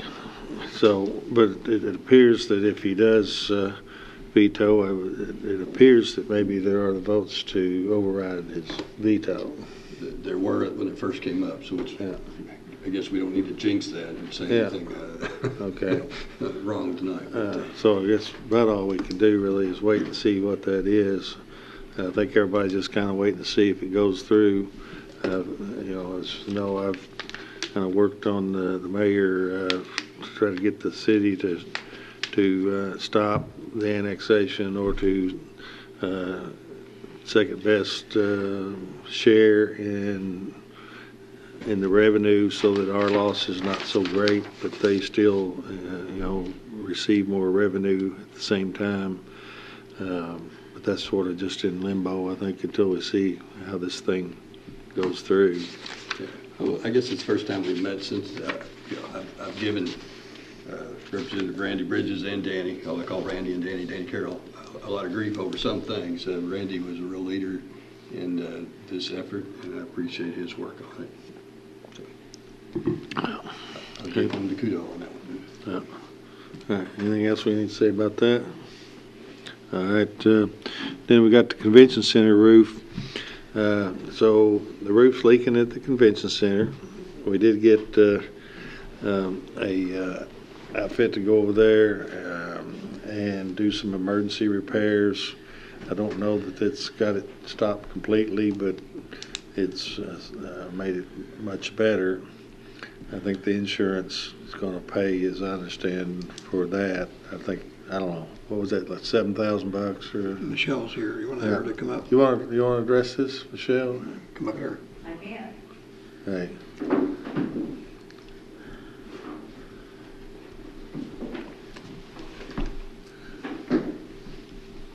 So where, I guess where we're headed to is how we're going to do an interlocal agreement, I think, with the city. But and we talked about whether the roof is still leaking or not. Is it still leaking after the emergency repair? So they have made preventative repairs so that it's not leaking right now. But the way the roof is, when there's a leak, it may show up one time, one place, and then somewhere else at a different time. So, but right now, yes, we're okay. Yeah. Can't guarantee it for the next rain, but right now we're dry. Okay. All right. Sorry you're having to deal with this. I know you announced it to all of us that it was a problem 2 years ago, and I know we talked about it. I know we had it on our priority list. Frankly, I thought the city did too, but maybe they didn't. Well, yeah, right now, no, there hasn't been anything done. We did turn in a claim into the insurance company. And at first, they were going to replace all the parts that were damaged by the wind. Last week, I got a call saying that they want to come back and talk about the pre-existing damage. So I don't know if they're wanting to depreciate it. Shouldn't. It's an actual, cash value policy or replacement cost policy. So haven't met with them yet. That's scheduled for later on this week. That's as soon as they could get to us. Do we have a firm bid on what this is going to cost? No, I don't think we have a firm bid. We've got to set it out for bids. And we went from, so the initial discussion was for, I don't know how it was, who talked or how it came to be that the architect did I don't know if you call it a rough estimate or just an estimate on replacing the roof for somewhere around $4 million. It's actually two roofs. Yeah, Expo and Convention. They both need to be replaced. Yeah. Correct, yes. Just the Expo and Convention, not the pub, JR's, was it JR's Pub, wasn't that the name of that thing? Was it? Huh? JR's Pub and the showroom lounge. They're just dilapidated, right? I mean, Yes, and they are in they very belong bad to the city, so that's a good thing. I'm glad they have them. The Convention Center and Expo Center is a joint obligation with a inter-cooperation compact that was entered back many years ago. The city and the county agreed to cover a shortfall on expenses at the convention center. So now the problem is, even though there's that agreement between the city and county to share the expenses, we, a year ago or whatever it was, enacted this 2% transient room tax that must be paid, can only be paid toward convention center debt or fine arts center debt. That is, those locations are within the central business district of the city, and only a county can assess that tax. And so we debated it, decided yes, we want to do that, and we enacted that tax, 2% of the hotel room tax on each room that's rented to pay toward this. Now the city has taken the position that rather than us split the expense of the convention center and the expo center repair, which I think we're down now to around $2 million. I got off of that long ago. We're not going to replace the whole roof. We're going to repair what needs to be repaired, and I think that's roughly $2 million. However, the city's taken the position that they will not join in paying half of that cost. They insist that the county put our 2% tax revenue in as first in money, so that, well, like $2 million, so we put our money in first, and then if that doesn't cover the debt service for the $2 million repair, then they will come in and pay half of the remainder, and we pay half of the remainder. I have debated that with the mayor. He thinks that's the way to go. I've asked, what's the theory? What's the rationale? What's the logic? How's that make sense? And essentially, it's our money must be used for convention center debt, but there's nothing in the statute that says only our money is to be used. and we do have the agreement with the city that they would split the cost. So that's turned on its head. We had a meeting. Things got a little testy, as meetings can when they don't make any damn sense.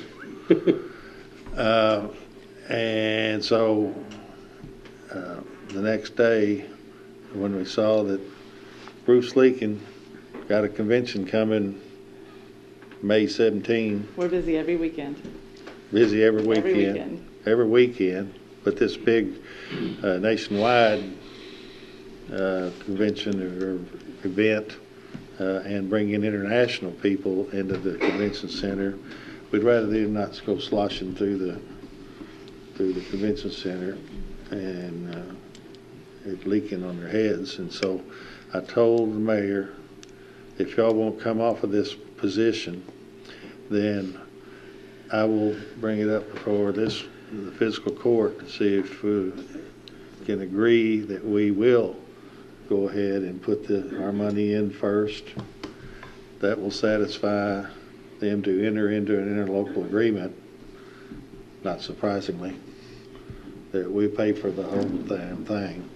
And then if there is any left over, they'll pay half of what's left over.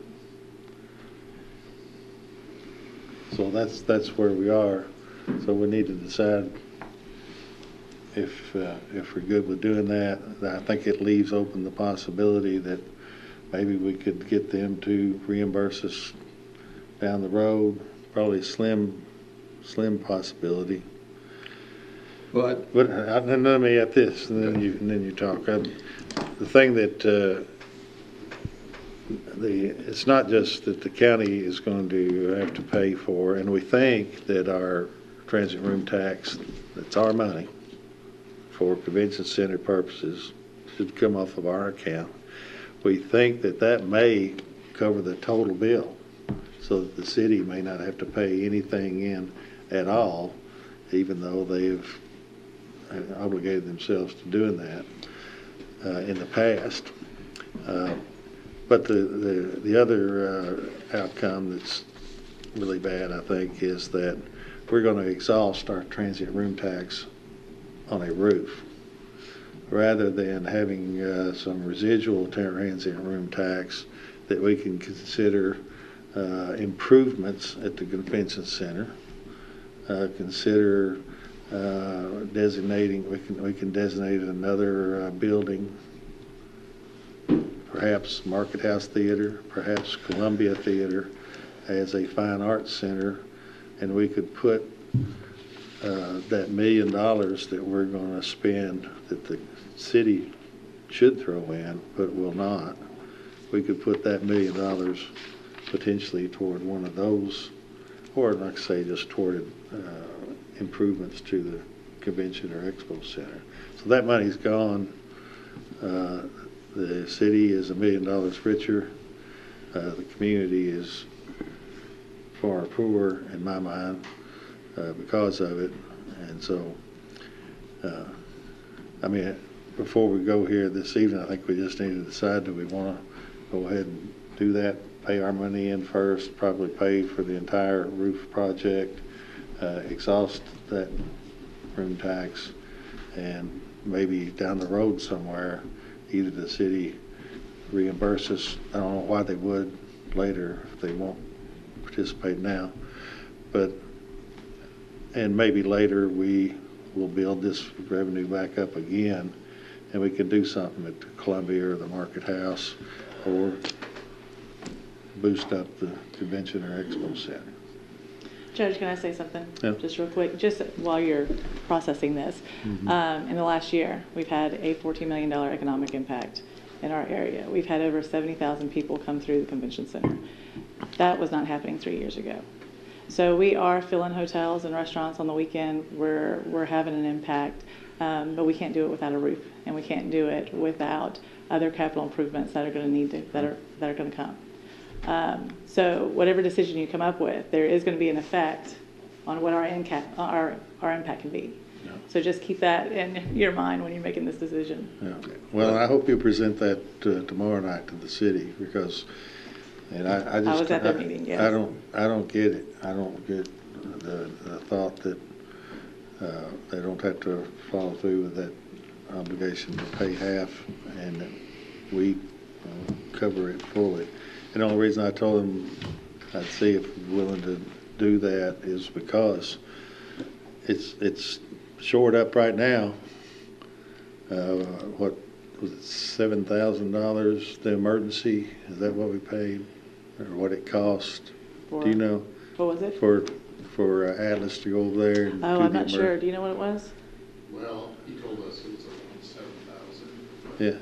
I haven't received an Before invoice. they actually climbed on the roof, so. Yeah. Well, a small amount compared to the 2 million, and certainly compared to the 4 million we were at when we were talking about replacing it. But anyway, so I have at least initially told, like I said, see what, I'm one person on this fiscal court, so maybe, and I don't like it. I don't like anything about it. I think it's just terrible that we have to do that in order to keep the roofs sound, so that we can,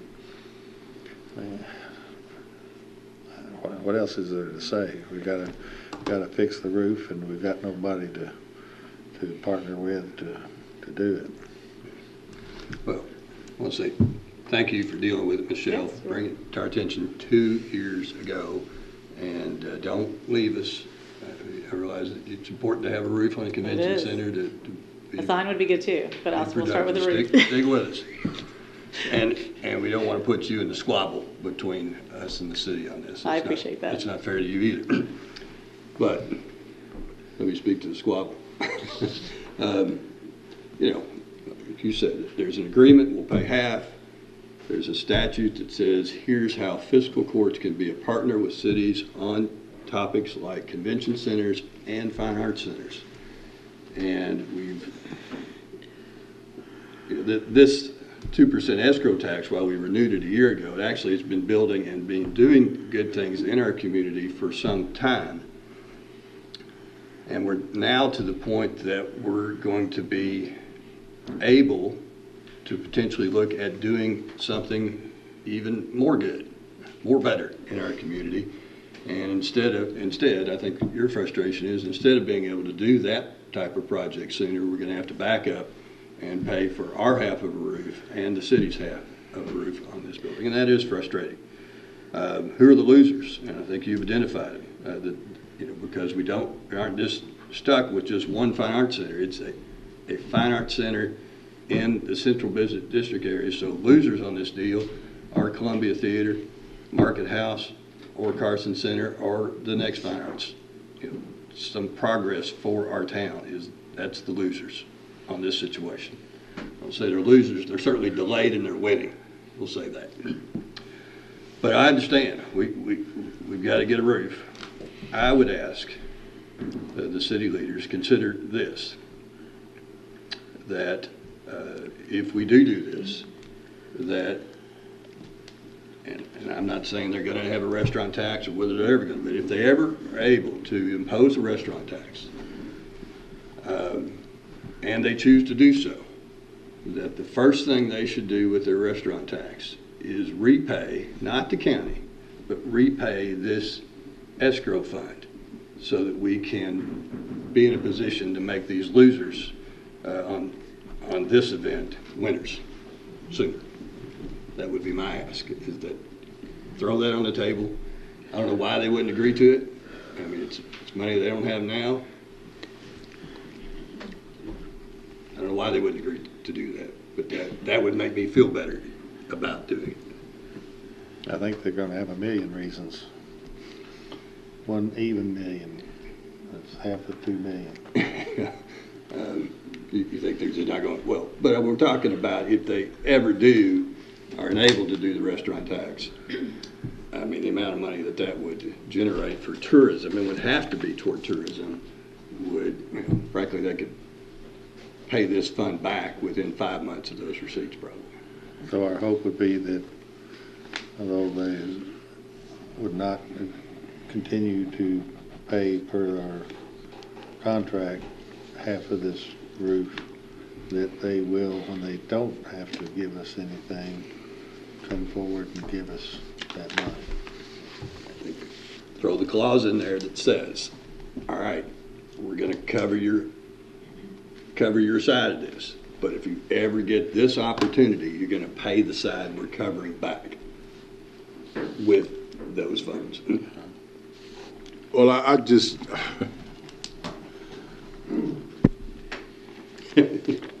we got to get the roof fixed. We got the money to do it. I can't control what the squad across the street's doing or how they're thinking, but we got it. I remember back when we had a hotel standing there, or we had a convention center standing there, no hotel. Folks said, you guys aren't going to get much traffic because you don't have a place for anyone to stay. So now we get the hotel. You're doing a great job, been doing a great job for a long time, and you're stuck between these two local governments, and you guys are holding your breath. Well, what's going to happen? Well, my approach to this is this. Prayerfully, the city will do what they said they were going to do, but we got to get it fixed. It's a bitter pill to swallow, I get that. But if we're talking about a restaurant tax, who makes that decision? It's a city decision. That doesn't come from Franklin? I'm saying that if they're ever allowed to, and they do, that their first mission will be to pay back this fund. I understand that, but allowed by whom? Be allowed by either Frankfurt or the court system. Okay. I mean, I'm for fixing the roof, and maybe we can bake some cookies or something, take across the street.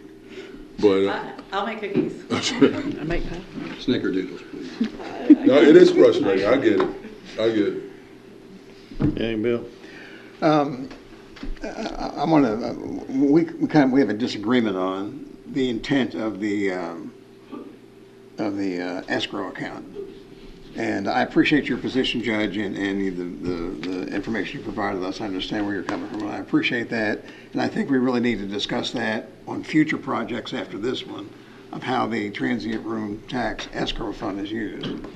I went back and researched the history of it, and when I was a reporter, I covered the legislation when they changed the law related to the transient room tax.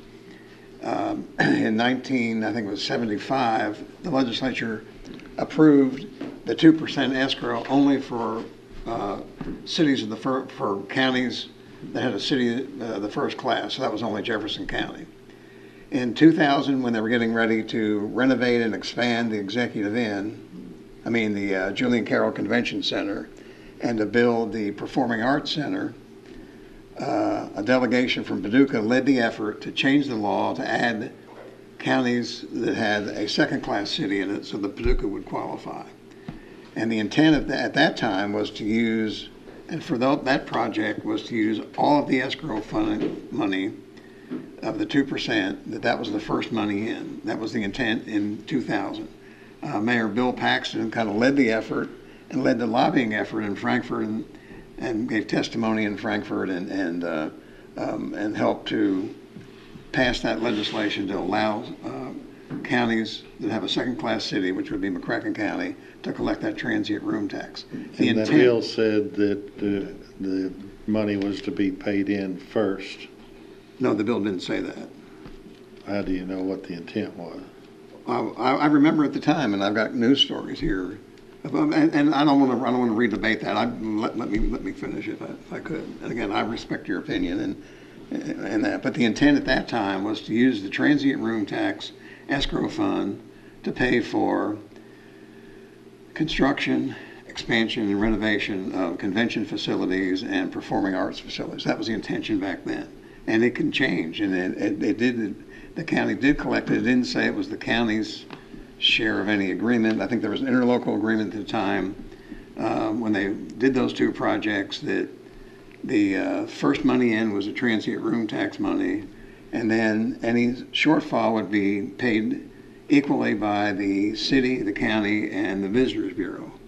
And that's what happened early on because there wasn't enough money coming in eventually. Now there's enough money coming in to pay those bonds. Those bonds will be paid off, I think, in 2 or 3 years. So that was the intent then. It doesn't mean it can't be changed. And I appreciate your position on it, and I know where you're coming from. And I think we need to discuss that and decide that for future projects. And I appreciate your willingness to allow that debate to be held another day so we can fix the roof on the convention center. And I also agree that we don't need the $4 million repair. It's kind of like, I talked to the engineer about it, and it's kind of like when I have a roof repaired on my house, you don't take off the shingles and the insulation and the decking and replace all the decking. You replace it from the decking up. And what the engineer was proposing, I think, was replacing the decking and everything.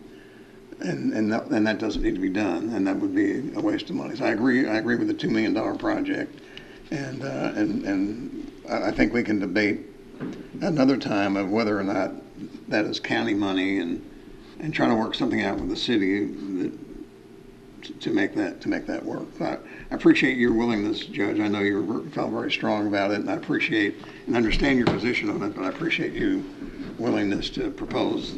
Well, what I would like to see, if you found some evidence, I mean, you're saying you know it was the intent because you remember that it was.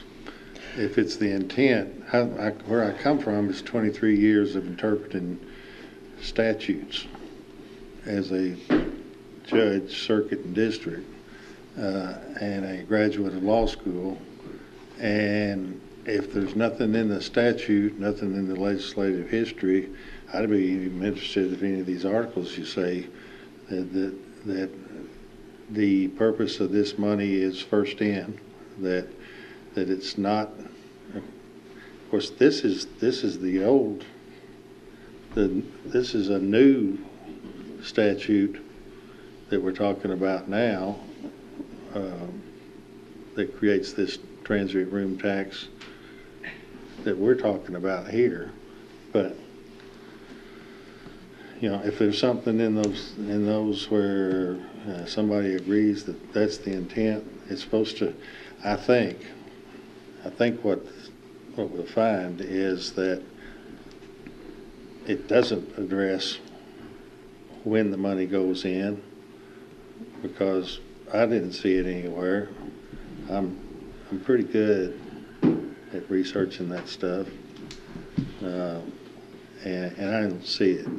It's money that's raised by a tax, by a county, that's to go toward renovations of in this case, a roof, debt service, and I have not been able to find anything that says that it must be paid in, or the intent of it is that it be paid in first, allowing what the city's I'll agree. It doesn't say that in the legislation or in the bill.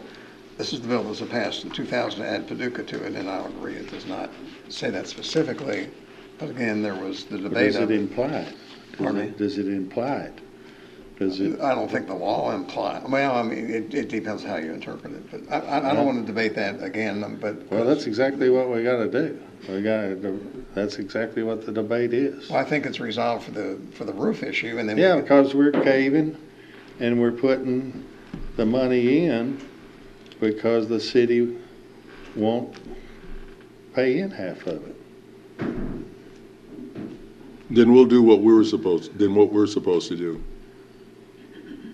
Because we can't wait. You know, we can't wait on the city to do. I mean, we got to fix the roof. Yeah. And then we can. If they don't want to join in it, yeah, we can either let the damn thing leak, or we can use our own money to do it, and the city can hold on to their $1 million. So that's great. Well, I'm glad we got the money to get it fixed. Yeah. Because you guys would be in bad shape if we didn't, right? Oh, yeah. We're yes, definitely. We're public safety issue. Currently closed.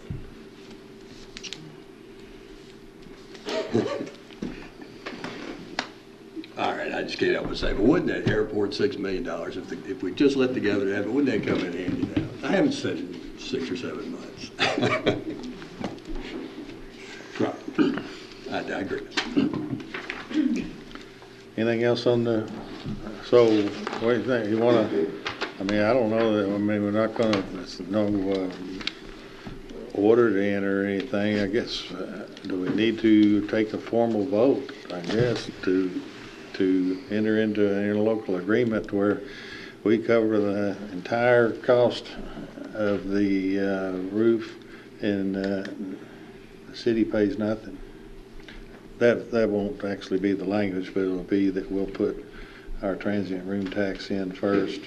The math tells us that doing that may well service the entire debt of $2 million or whatever it is.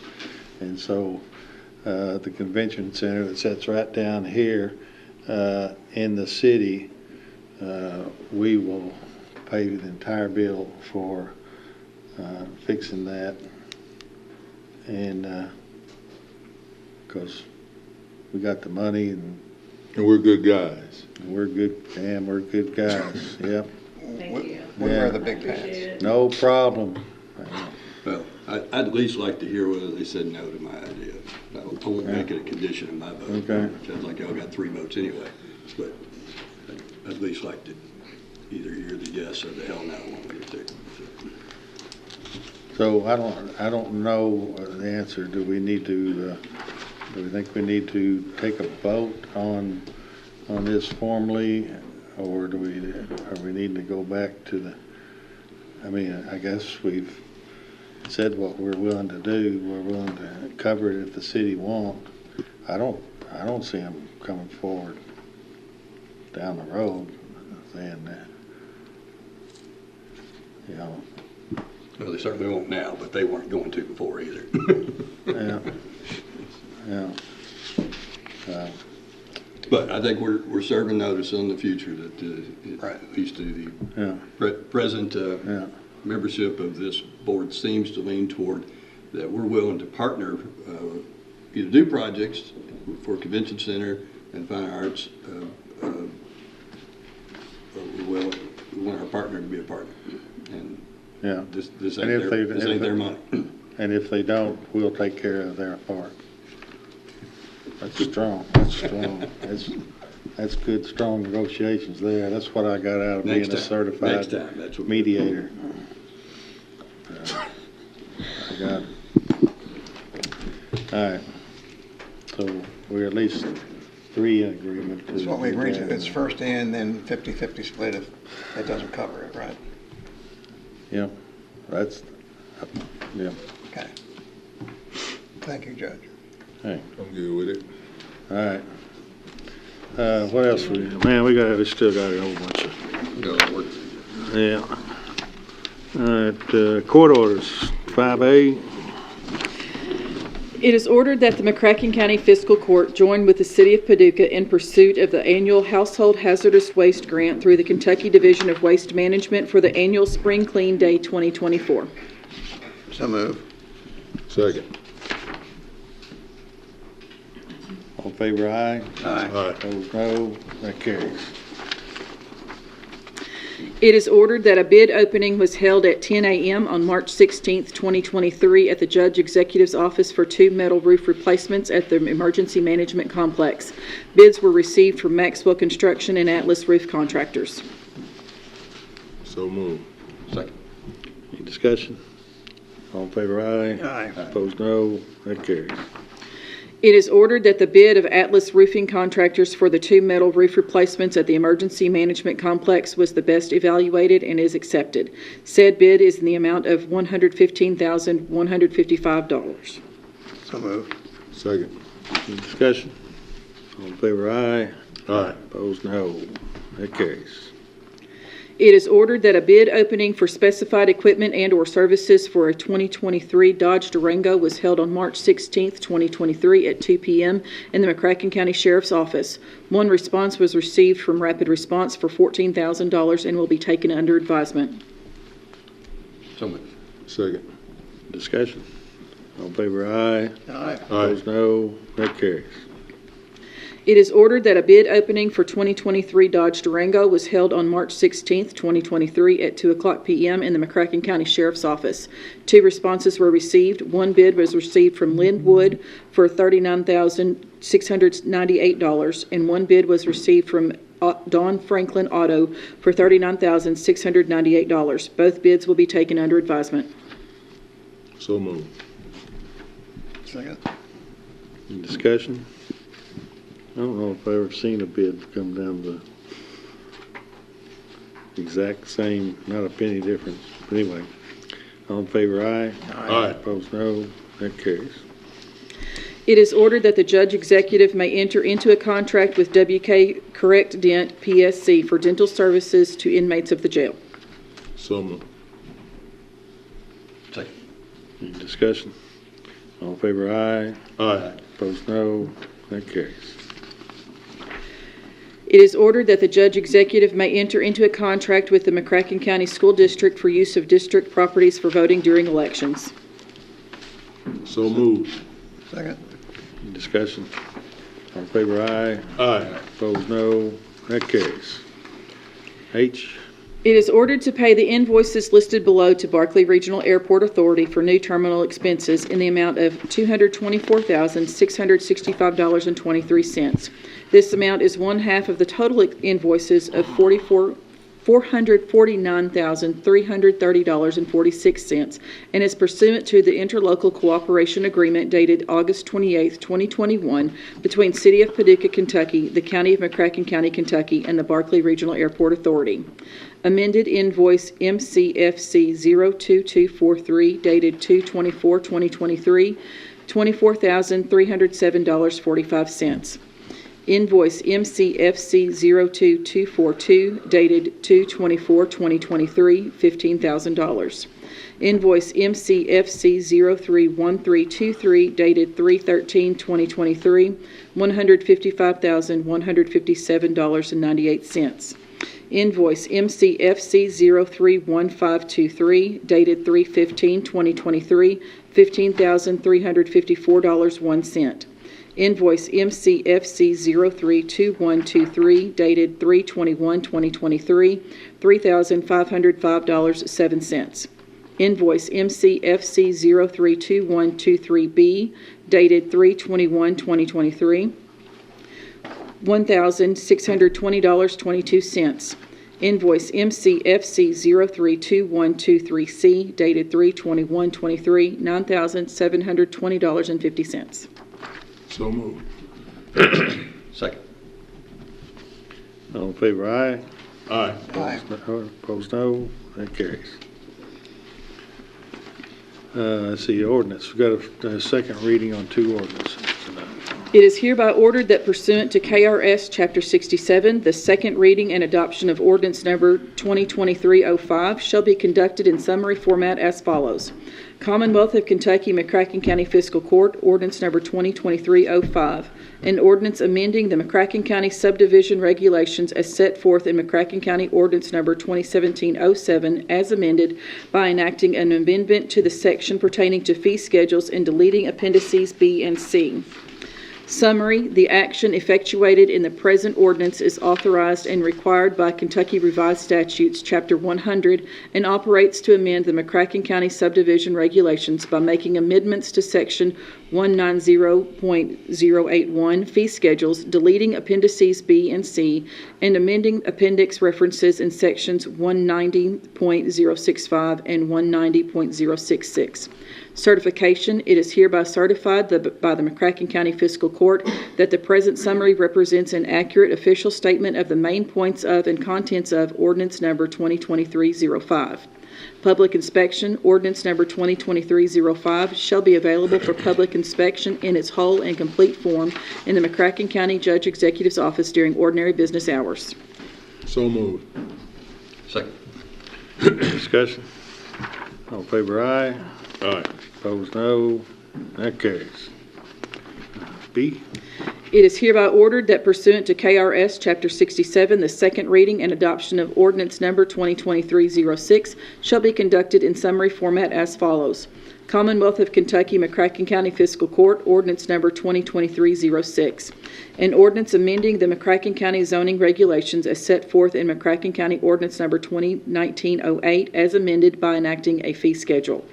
Summary: the action effectuated in the present ordinance is authorized and required by Kentucky Revised Statutes Chapter 100 and operates to amend the McCracken County zoning ordinance regulations by enacting a fee schedule in the article pertaining to administration and enforcement.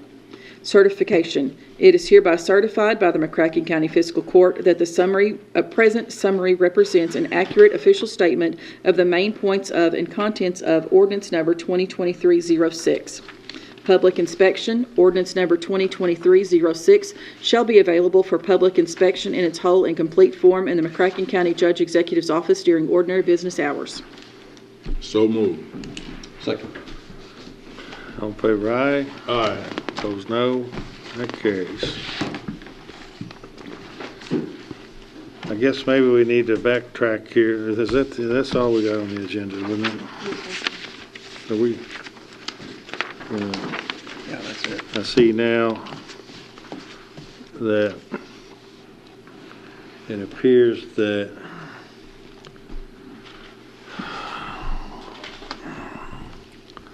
I don't know, what is it, Doolittle? Is it the city is not going to provide any labor past the May art show? Is that how this reads? Yeah, there may be several different conversations going on simultaneously, but I was emailing the city manager and that they were going to not give us help, they were going to pay for temporary workers to assist us with the Lowertown Arts and Music Festival. Did not understand that it would go beyond that time.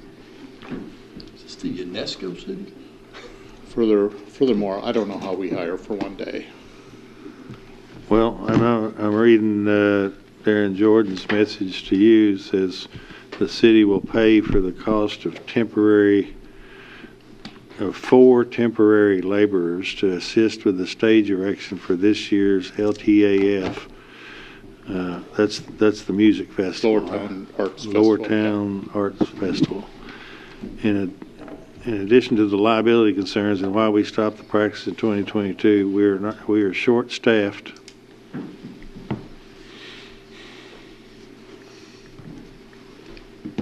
Unlike us, because they are short-staffed and don't have the labor force to provide the direct labor. So this is saying they'll only provide temporary labor for the May. No, they're not going to provide temporary. They're going to pay for. Well, okay. Well, they're going to pay for somebody out there to come help put it up. But my point is that it's only addressing for the Lowertown Arts Festival. This doesn't say anything about continuing on after that. So I guess we're not.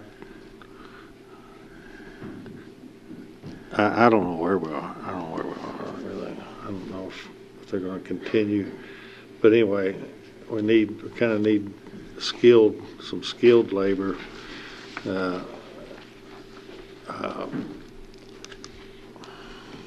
I think it's impractical that, given batch of our hiring rules, pre-employment physical, a drug testing, and then to train someone for a day and a half on setup and a day for teardown, that's hardly efficient or effective, and I don't have a lot of confidence that the market is full of people that want a 2.5 day job. I think it's a non-solution. Well, I guess we're, and this,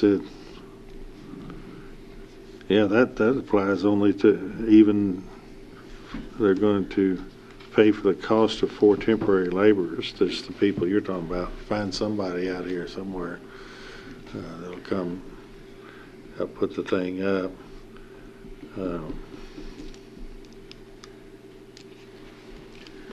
the, in the past, when the city assisted, they generally sent the same people, and they knew the routine and had experience in doing it, and it went smoothly. Yeah.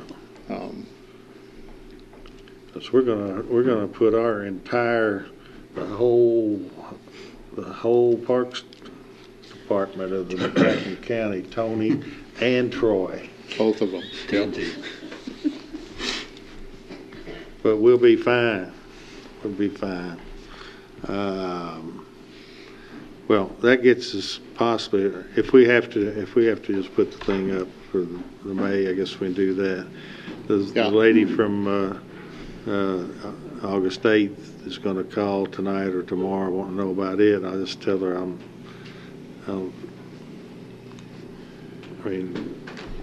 So what's the cost of putting that stage up, tearing it down? What's the bottom line on that? Don't know. I mean, we've done that before, right? Many times. Well, how is it that we don't have a number on that? Well, we just pay them we pay our people whatever we pay them, and they just, instead of doing their other job, they go down there and do this. We've never attempted to hire it out. Yeah, we've never hired out. It's actually a fairly complicated process. I mean, you just can't hire somebody off the street and say, well, this is what you're going to do today, and expect them to be safe. Yeah, would rather not do that. Well, I wouldn't endorse that type of doings anyway, but I mean, was it $3,000-$4,000? I mean, we don't have any idea? Well, we use forced account labor to do this. We don't hire a crew to set up the stage. We use existing employees to do that work. They make anywhere from $15 to $22 an hour.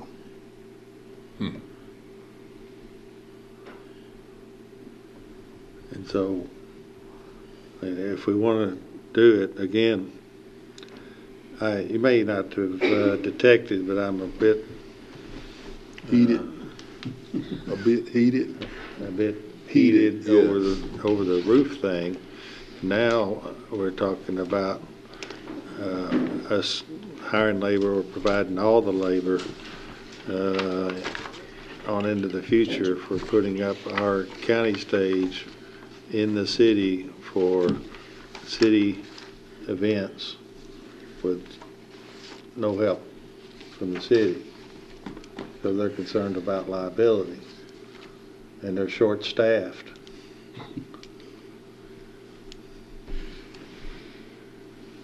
So we need to identify some skilled labor. I mean, because you just can't put it up and take it down like you said.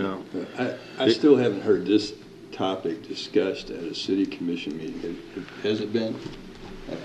I just implore city commissioners need to take a position on this issue. The city needs some leadership on this issue. Well, maybe they'll watch some of this and decide to do so. This gets us through we can cover for the Arts Festival. It's an important project. I'll just tell the lady the 8th of August thing, we don't know if we're going to be able to provide it just yet or not. I certainly don't want to just get into practice. It's almost like consolidated government, but we just pay for everything.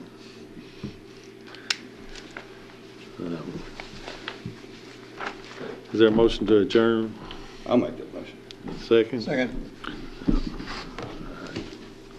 Let's adjourn.